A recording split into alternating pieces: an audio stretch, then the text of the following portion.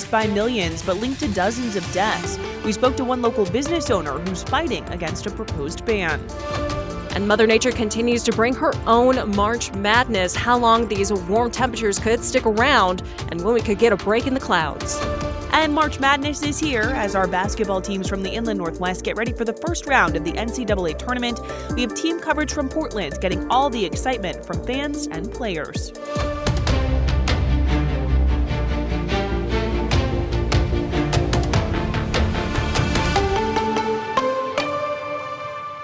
Good evening. Thank you for joining us for the night report here on KREM 2 News. I'm Sydney Schofield. Idaho could soon see a total statewide ban on the sale of kratom. Lawmakers are considering a bill right now that would do that. This comes as cities in eastern Washington are issuing their own bans on its sale. KREM 2's Connor McAvoy tells us more about the legislation and what people for and against it have to say.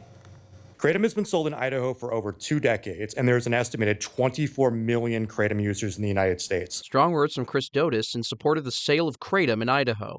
He sells it out of his Meridian-based store, Happy Hippo, and uses it regularly.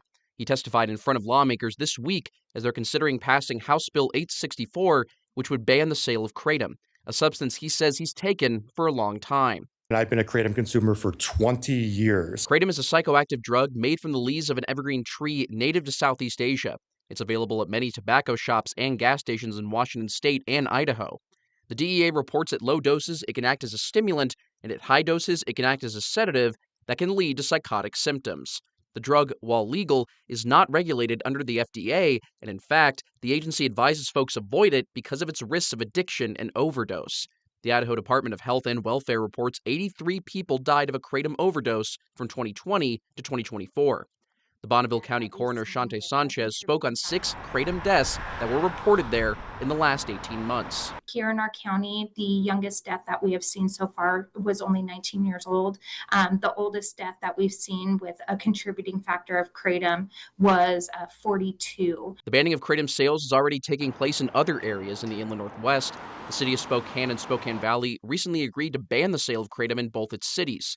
Spokane Council President Betsy Wilkerson spoke before Valley City Council members, saying more needs to be done to regulate the drug, and right now, a ban is the safest option. To me, this is a community safety issue, especially for our children. Lawmakers in Idaho will continue hearing testimony on the bill this week.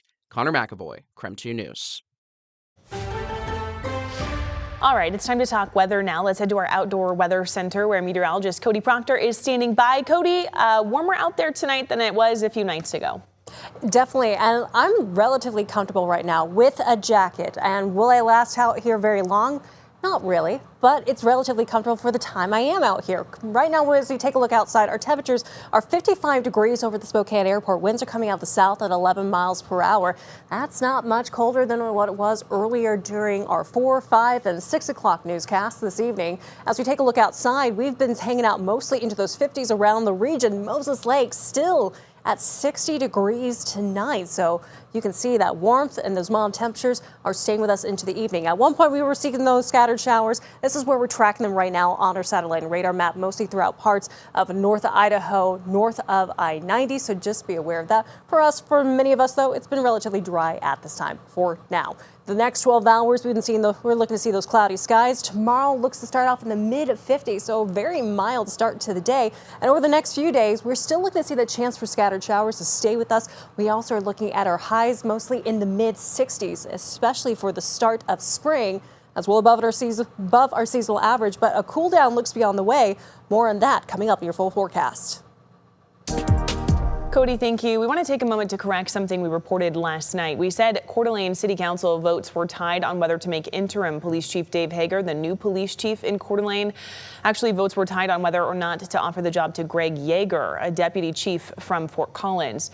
Council ended up splitting its vote 3-3, and the mayor chose not to cast a tie-breaking vote. So Coeur d'Alene will have to wait a little longer for a new permanent police chief. Interim Police Chief Dave Hager will continue to fill that spot for now.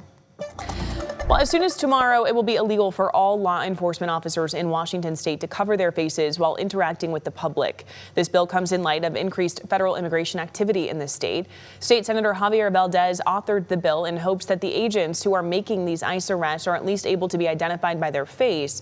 Many arrests caught on camera throughout the past several months showed agents wearing neck gaiters over their nose and mouth. When it comes to enforcement of this law, though, the bill does not include any penalties or fines. Instead, it relies on individuals to sue the agents violating the law. There are mechanisms in place in the law to ensure that, again, we can hold these agencies, whether it's federal, state, or local, accountable. And if they're not going to follow Washington law, then of course there are remedies in place for individuals to take action that we do that. The governor is expected to sign this bill tomorrow. He said he would do so even before it passed through both chambers in the legislature. And when he does, the law should take effect immediately. Some big changes are in the works for those who live in the East Central neighborhood of Spokane. The city is working with the Washington State Department of Transportation to connect the neighborhood that is currently divided by I-90. They plan to connect it by using a land bridge. The new $8 million pedestrian-focused land bridge not only connects both sides of the East Central neighborhood, but also extends trails like the Ben Burr Trail. Residents like Matt Van Blaricom are all for the change, saying having this freeway dividing the neighborhood is an inconvenience. Honestly, if it makes it easier to get across, it is something I would probably use more often. So if like I said, I walk usually around this park area with my dogs because it's right there. It's convenient. I don't have to worry about traffic. If I'm working with the land bridge, I can just go over and I don't have to worry about getting my dogs across the street again when I see people coming speeding off of that 2nd Avenue exit. Now, to be clear, a land bridge is different than a pedestrian bridge, which can be seen throughout the area. WashDOT says a land bridge is much wider. It includes things like nature and community gathering spaces, as opposed to a bridge that is just used to get from one side to the other. A Western Washington burger chain is being sued in a class action lawsuit. The suit claims that popular burger chain Dick's Drive-In did not pay some of their employees overtime, did not give them proper meal and rest breaks, and did not pay all the wages they were owed. It also accuses the company of failing to provide accrued sick time.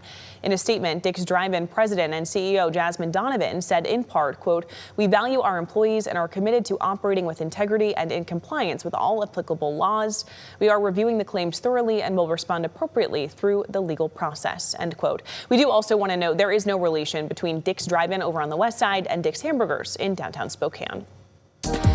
Well, it's a landmark deal for women's basketball. After more than a year of heated negotiations, overnight the WNBA reached an agreement with the Players Association on a new collective bargaining agreement.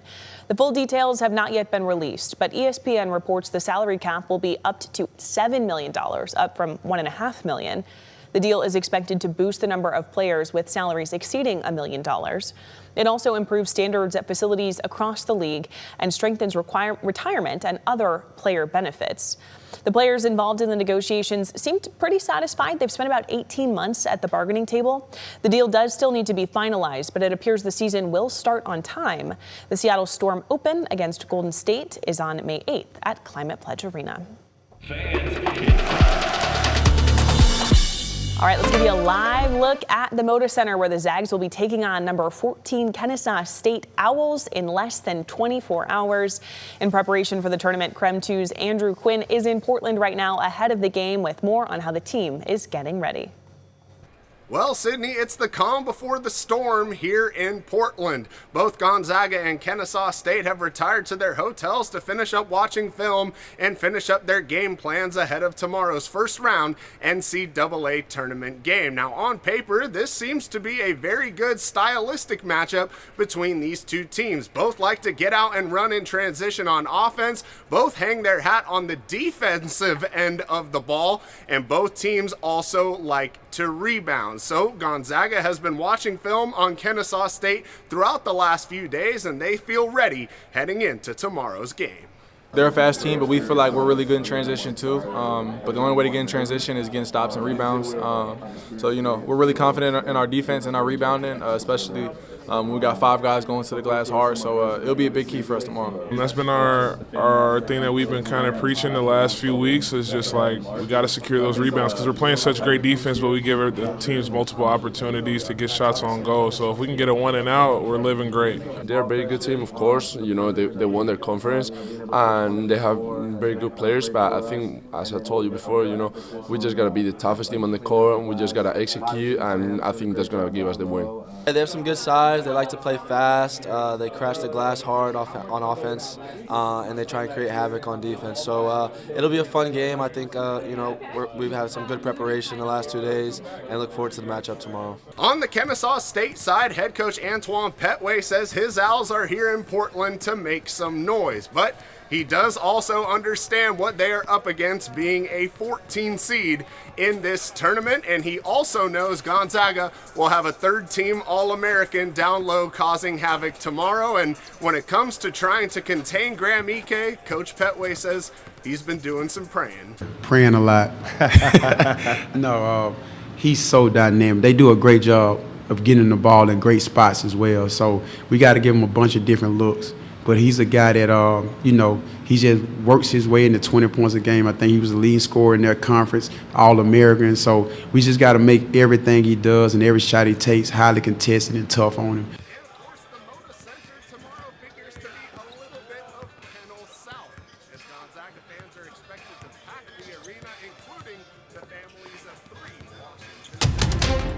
Looks like we had some issues there with Andrew's audio. We'll get back to him. After the break, though, our Zags coverage continues. We caught up with some fans that traveled from the inland Northwest to go see the Zags in action. And later, for the first time ever, the Seattle Sounders played right here in the Lilac City. We'll catch up with soccer fans tonight as well. We'll be right back.